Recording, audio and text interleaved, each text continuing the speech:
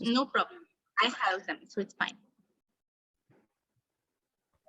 Hi, everyone. Welcome to this interview with Professor Maroona Murmu, who is currently teaching history at Jadavpur University. After her bachelor's degree from Presidency College, Kolkata, she received her MA, MPhil, and PhD degrees from Jawaharlal Nehru University, JNU, New Delhi. She has written a number of articles on gender studies in colonial India and the caste question in Bengal in journals and edited books.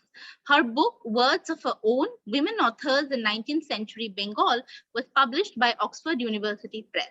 Apart from anti-caste activism, she engages in issues concerning the Adivasis, development-induced displacements, and ecological disasters.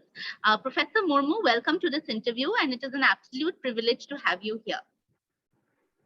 Thank you so much for inviting me to this platform, and I've heard some of the interviews earlier, and it's indeed a privilege to be here. Yeah, so both of us are very inspired, of course, by your life and works. And we want to begin our conversation by talking about something that you called to be the hyper-invisibilization of caste, as well as absent-minded casteism in West Bengal, a state that generally doesn't really get talked in terms of, caste politics. So could you elaborate more on what this means for our audience? Okay. Now, if you look at the census of 2011, statistically, there's about 11% of Dalit population of India who live in West Bengal. And incidentally, West Bengal has the second largest Dalit population in the country, next only to Uttar Pradesh. And the state also 5.5% of the Adivasis. So, despite the fact that we have substantial presence of Dalits and Adivasis in this state, there's a constructed myth that caste does not exist in West Bengal.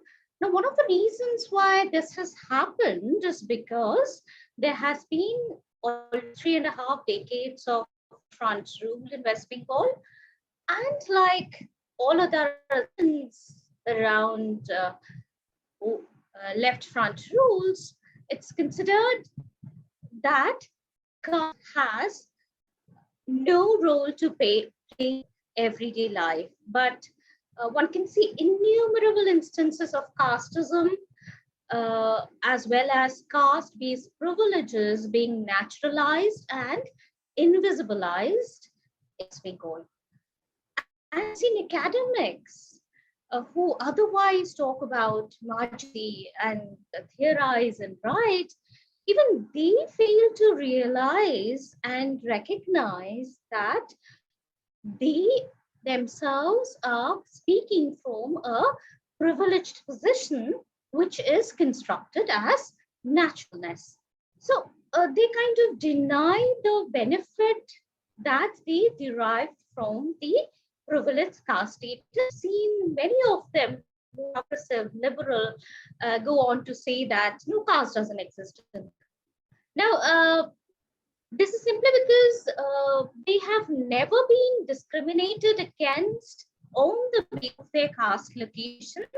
But people who actually belong to such locations are discriminated simply because they belong to these social locations, and there's gendered inequality here in West Bengal as in any other place in India. The difference with Bengal is that the intensity of caste violence is natural and symbolic here. So those who are under caustic scanners, they alone feel the palpable hatred. There is very less documentary evidence that comes by, except few news articles that come up. But the more these category individuals enter professional space and even academic space, the process of social exclusion and institutionalized discrimination, it starts. And these people are made to understand that they do not belong to these particular spheres. They are an inefficient lot.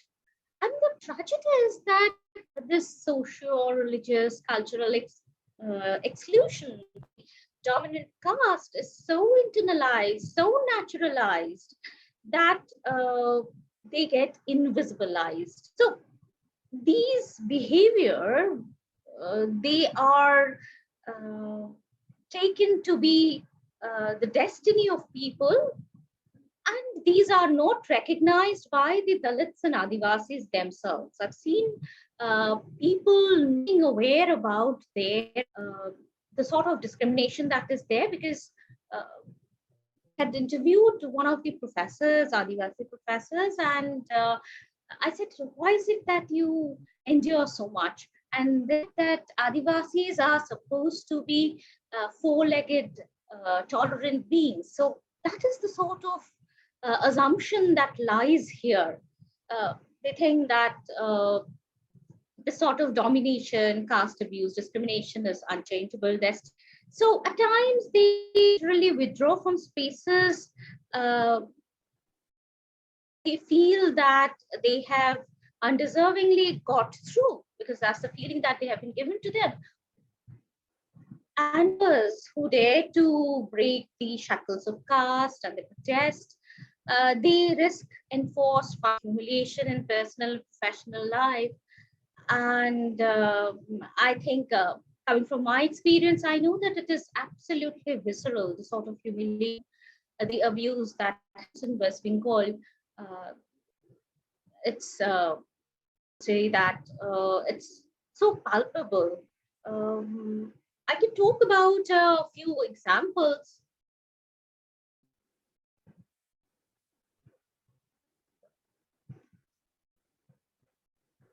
Yeah, please go ahead.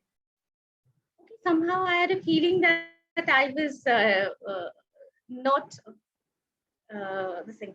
I can go ahead with a few examples that are there from the academic space itself. I can talk of myself. I had applied for an unreserved post for lecturer. I returned to West Bengal from JNU, and then it so happened that the person who came second in the merit list happened to be a Brahmin, and one of his professors told my colleagues that I'm going to step into our institution because he believes that Maroona Murmu in a reserved post is fine, but Maroona Murmu in an open post is not acceptable. And the thing is that that came as a surprise, because this outreach professor never taught me, he never heard me in any seminar, he had no real opportunity to test my caliber as a scholar. And when I shifted to Jadavpur University, I had to do some signature, and I saw this professor sitting out there, my colleague. So the moment I came from there, he didn't have a problem to visit that institute. Jadavpur University, which is normally considered to be a bastion of progressive politics, uh, one can see everyday casteism here as well.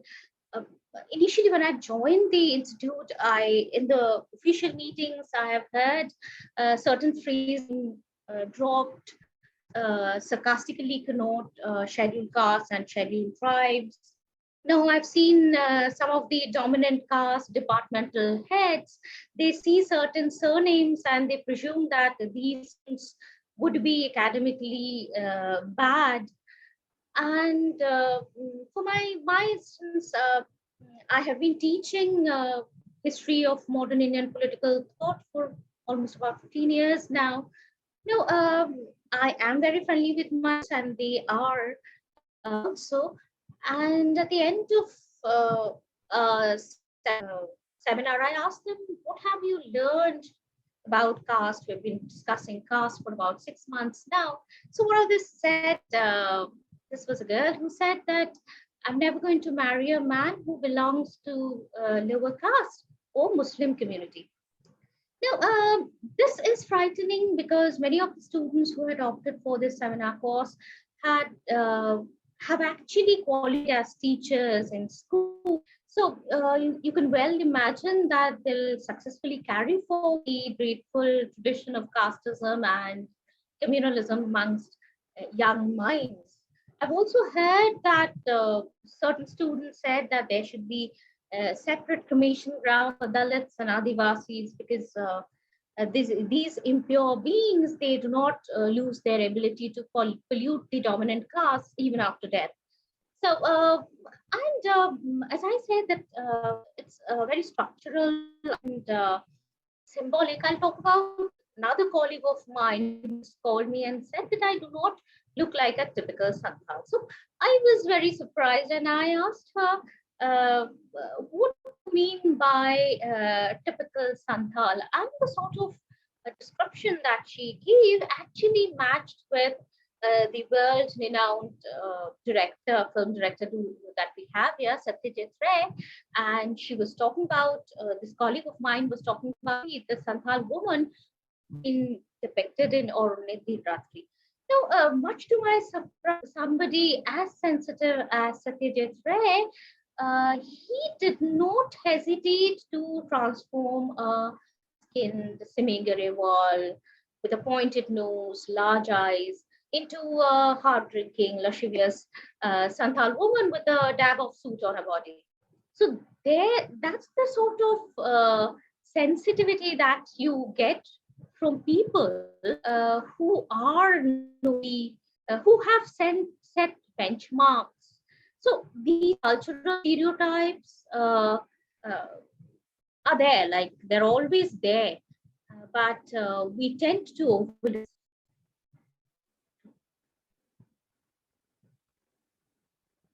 Right. So, Professor Murmu, you have had experience of doing community work, and even now, while you were sharing your experience in academics, I would now like to draw your attention to community work and your experience of community work and how you've noticed or how you see castes playing a role in areas in West Bengal, such as Singalganj. If you could talk about that a little bit.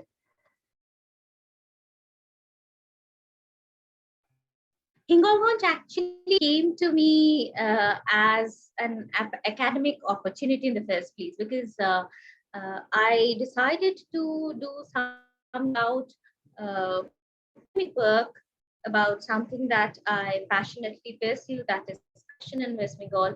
And so I took up this region because it has 76% SC, ST, and OBC populations, quite a large chunk of the population.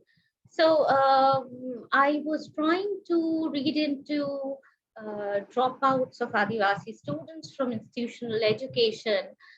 And it so happened these Adivasis that I studied, they are forced to stay at peripheral areas. They do not stay at places, they're not, I'd rather say that they are not allowed to stay at places which are linked to the post office, health centers, and things like that. They stay at places which are near the riverbed. They're forced to stay there.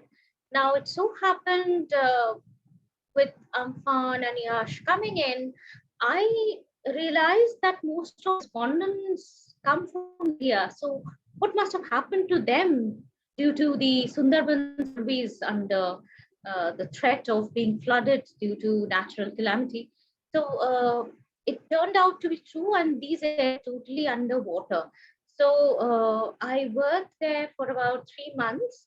But I would say that I was very lucky that I came across a headmaster who's there in a school called Konaknagu Rest Institution. So he former students made a mention of affected people in various areas. Now we were able to reach about 5,500 people during Amphan, and even during Yash, that I reached out. And then during the lockdown, we realized this Amphananiash happened during the pandemic years, and we realized that something needs to be done. Sustainable needs to be done to this area, because one of the reasons of high dropout in this area, most of the of this tribal students, they go out as migrants in various states. So these students, they are left behind to their grandparents who have not received institutional education. So they cannot make out whether the ward is studying or not. So this area has monocrop, and this does not have much economic viability. So we thought that if something has to be, we might in bits, and what we did was we found out a few of Dalit and Adivasi girls who had passed out from this Kanaknagar ST institution, who are in their graduation or masters now. And we started off sewing training for them. We bought a few sewing machines, and they started making masks and bags and blouse and things like that, petticoat. They also, this is made of jute, and they are all aware of the vulnerability that Sundarban is in. So they also, during the Rakhi ceremony, they made Rakhi out of local beads and seeds that they collect. So this is how I think we are also trying to raise some sort of community awareness amongst the people out here, because you cannot like, we want these girls to come out as examples, so that people from deprived background, they also think that given proper opportunity, they too can earn their livelihood. So that's little that we're trying to do. And one of the problems of this area is, as I said, it's flood prone. So we're trying to build in one of the areas which is far off, and which only has about 227 families. We're trying to build a shelter for the people. The people out there have been kind enough to give away the land, their own land, for the purpose, and we, in our personal capacity, we're trying to build a flood shelter. Not much, but this is all that I've been doing. Right. No, I think So, it's a. Go ahead, Rituparna, if you. no, I was just listening, and we were thinking, because you're talking about the everyday experience of caste and how representation happens even in movies by pioneering directors, and popular culture as well as interactions. Merit is something that is often, again, a factor that comes up, especially in progressive spaces and campuses like universities. And we also, as teachers and people belonging to different communities, encounter it. So how do you see merit being used as a tool to justify discriminatory behaviors on the basis of caste and tribe? Yeah, so merit is another construct, according to me, because it's all about socio-cultural capital that a person gets, and the opportunities that a person receives in her or his lifetime. So meritocracy has become a weapon in the artillery of the historically privileged and socially dominant groups to target welfare measures that try to address ingrained social disparity and systemic injustices, and representation and reservation being one of them. Now, has to recognize that merit is the cumulative outcome of socioeconomic and cultural capital, and is an unfair advantage that comes to people with caste privilege. It's not that people generationally beget with such congenital capacity to be glorious. It's only on the basis of sundry privileges that a meritorious individual is made. Nobody is meritorious. Now, as I work on dropout students, and I try to find out why is it that Adivasi students drop out from institutional education, um, I have come to realize that the reasons for they not being educated is that there's conducive atmosphere for learning at home. There's no proper educational arrangement in the neighborhood. These students hardly get 2 square meals a day. At times, they do not find empathetic teachers and classmates.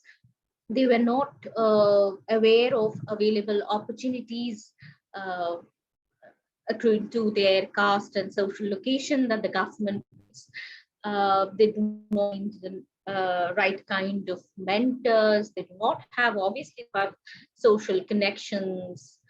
They do not have benefactors, which the dominant caste people normally have. So merit is actually all the deprivations that I had been talking about, which is easily available to the dominant caste and unavailable to the uh, dominated castes. So, in fact, one has knowledge that higher education itself is based on exclusion and discrimination.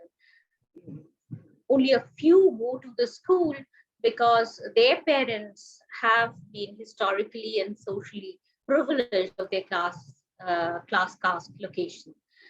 So it's like, and most of what is seen as merit is actually training that is received in some um, very expensive training centers.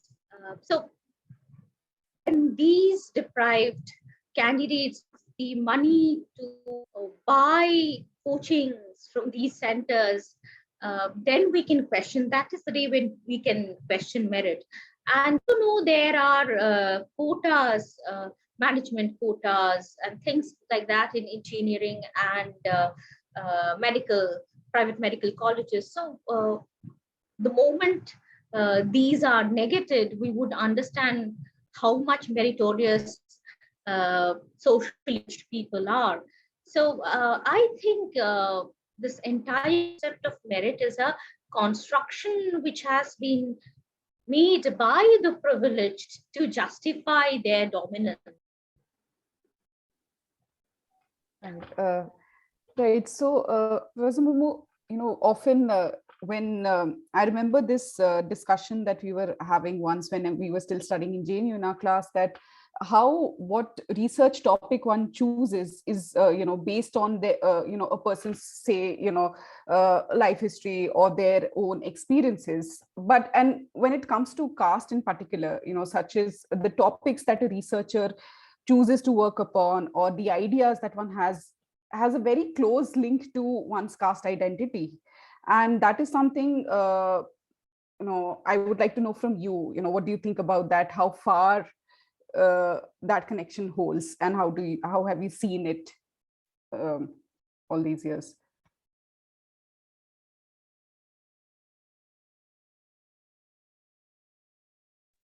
Dr. Murmu, you're on mute. Yeah. So the thing is that let me talk about my another progressive area, that is educational institute, that is JNU. Now, like all Bengalis, I had formal training in vocal music for about 15 years, and that motivated me to do my research in history of the origin and development of the classical music gharana that we have in Bengal, that is the Bishnupur gharana. And I wanted to work on the second half of the 18th century, when the Mughal patronage was dying, and how these local rajas, they were trying to inculcate culture, promote culture.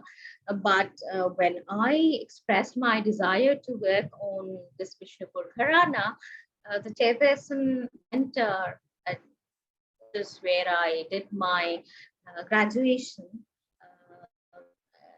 he told me that being a tribal, you want to work in high culture, you're not even an insider.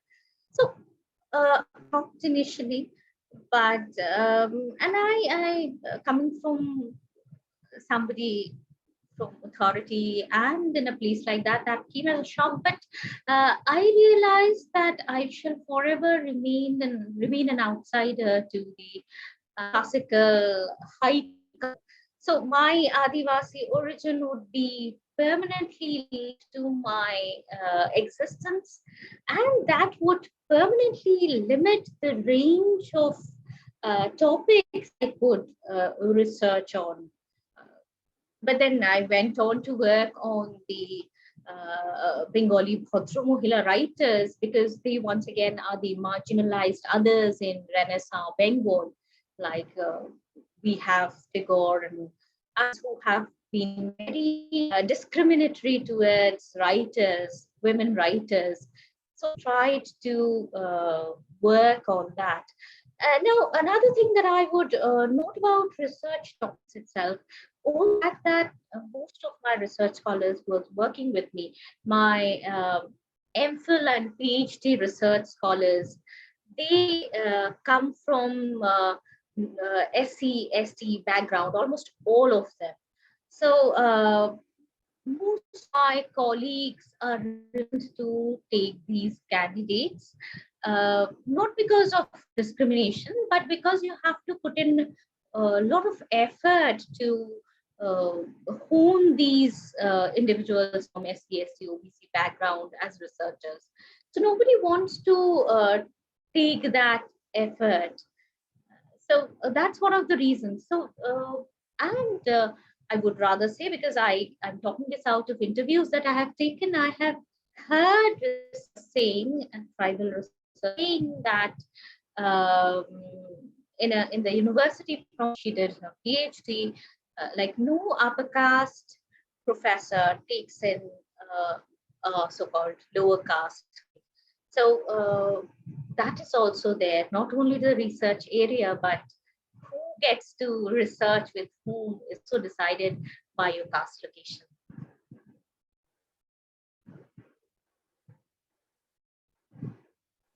Right. Right. Yeah, Dipali, go ahead.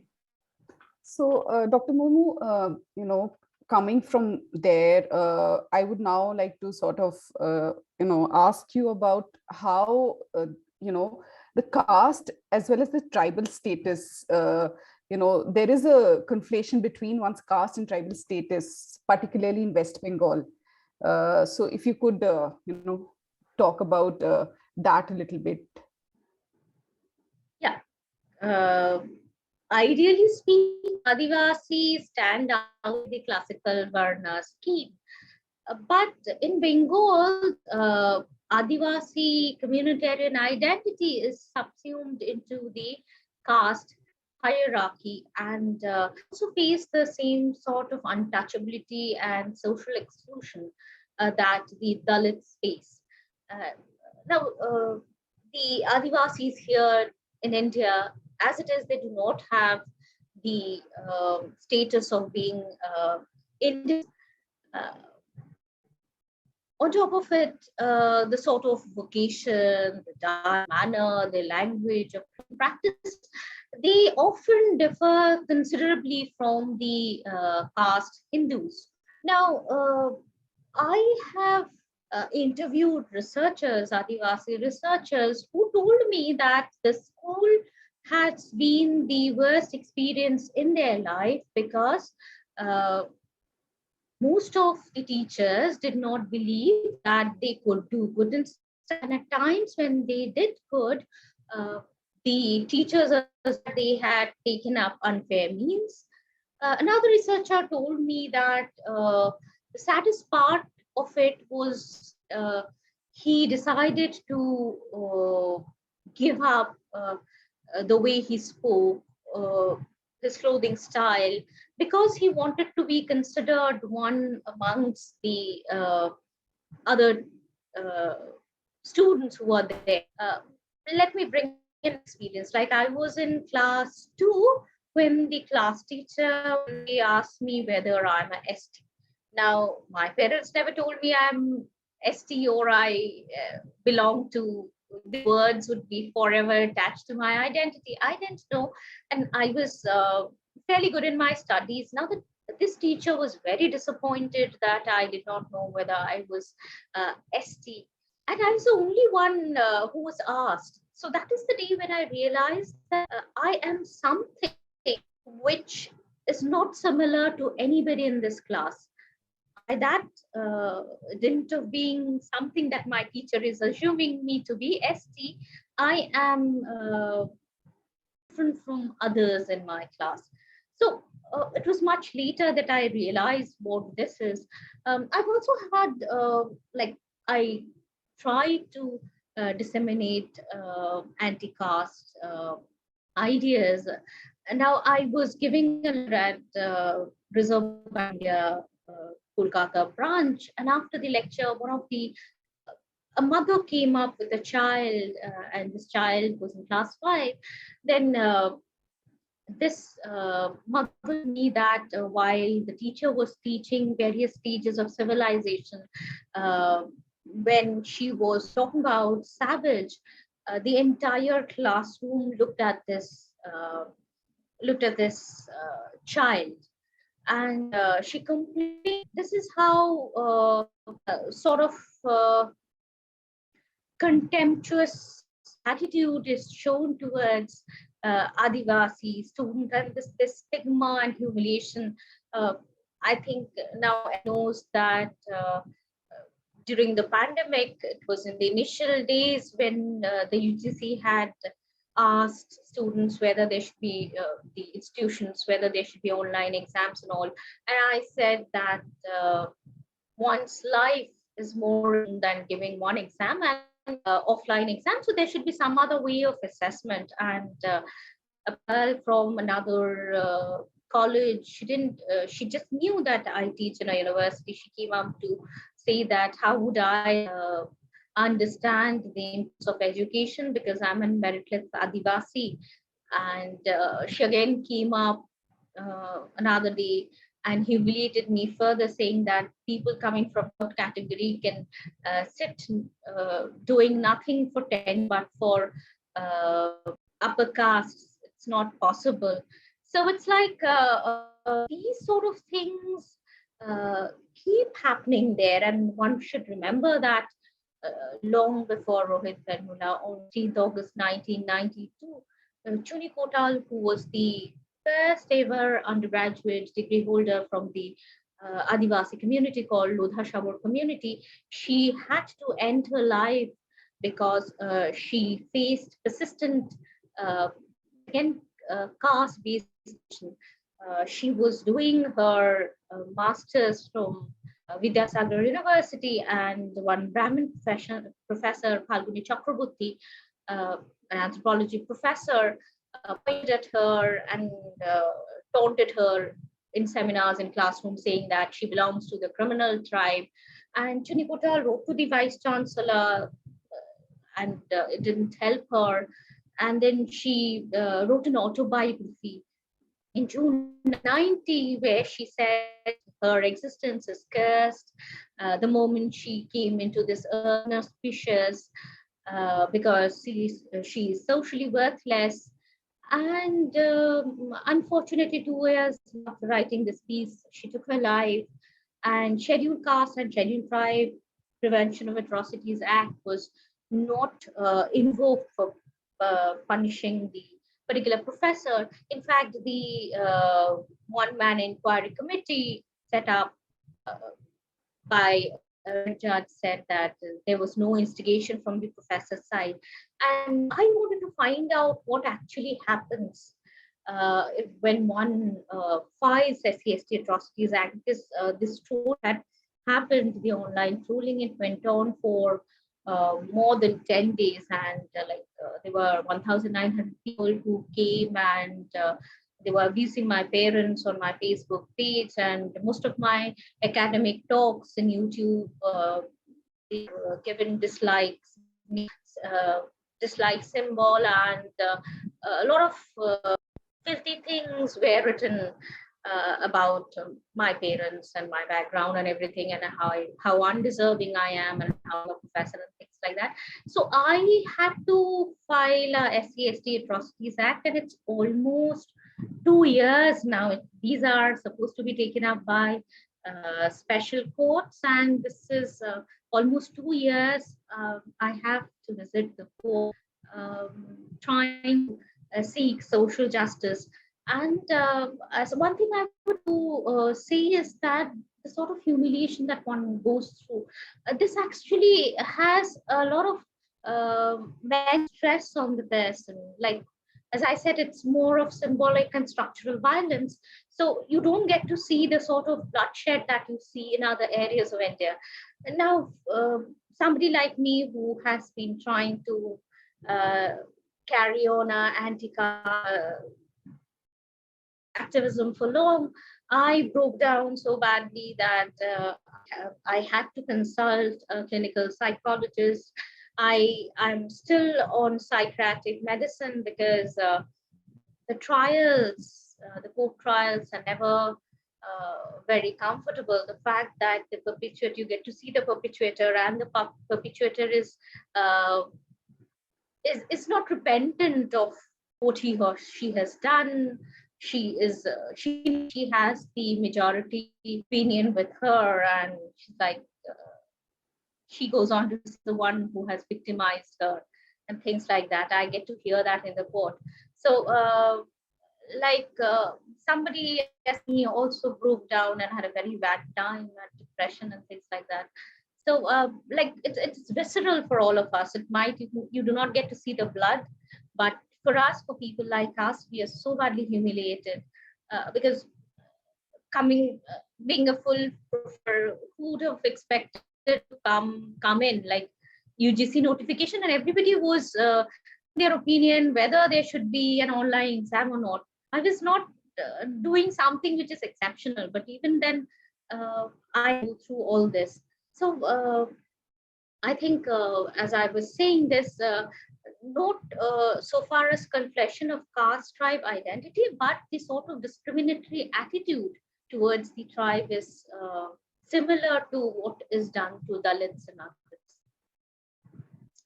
Right. So you very poignantly, of course, talk about the humiliation and the pain of being a person from a marginalized community. And you're also an activist as well as an academic. And therefore, this interview has been a mix of both worlds, as we can see. So our last question is that how do you navigate between the two worlds? Because this is something that, often comes up about bridging the gap between academia and activism. So how do you do that? Yeah, something that we do as academics is that we want the personal is political. So it's like, for me, after all the experience that I have had, as when I was growing up in this state, and when I came back for a job here, and in also educational institutes which are considered to be progressive, I thought that it's important that I try to, since I have the voice, I have the power to, my opinion, I should work on issues that are very close to Adivasi life, their problems, the sort of displacement and all that is going on. The CAA that has come up, and the fact that Adivasis do not have papers, the sort of problems that they are going to face. So this is, I would say, this is mere survival. Like, unfortunately, despite the much bragged position that was being liberal and progressive, after so many years of independence, I'm the first Adivasi who is teaching social science in a university. So whatever I do is first, like I'm the first professor of the state teaching social science. So the thing is that holding the unique position that I hold, and the fact that I have a very privileged, I've studied in government state-run institutes like Presidency College and JNU, but these are considered to be the best in the state and country. I've had the privilege of learning there. And so I thought, and these have been very places where you see protests brewing. So I think, thanks to my background, which is unique, I thought that it's necessary that I speak for the people who, uh, of whom I am a part, but by chance have come so far. So I am privileged, no matter, I do not deny the fact that I'm privileged, but I do understand their pain, because most of my family members haven't been able to come up to the stage where I have come up. As I said, I'm the first one in the state to do so. And so there was a study in 2016 and 17, which amongst all the college and university teachers in West Bengal, about 0.9% come from Adivasi background. So it's not even 1%. So I think I hold responsibility because of my position. So I try to, as I said, I also teach caste of the papers that I teach, like that I teach modern Indian political thought, where I take up caste. I give a seminar paper for masters, which is called Women's Dalit Classes.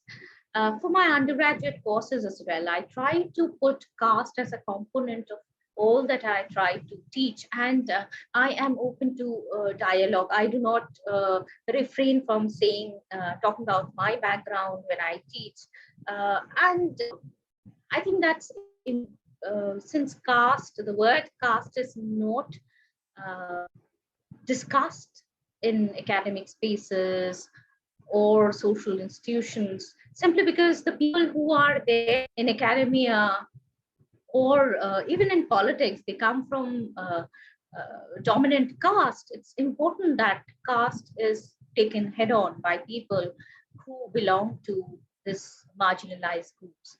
So it has not been very difficult. It's only that I what I should do, coming from the background that I come from.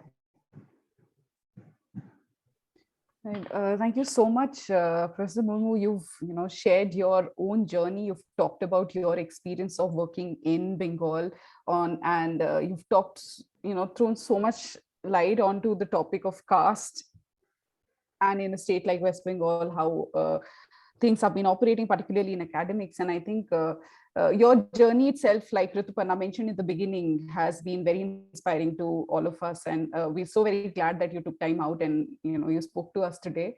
So thank you so much. Thank you so much. It's like, it's, as I said, it's an honor, because I've heard some of these speakers and they have been exemplary in their field. So it's really an honor to be here.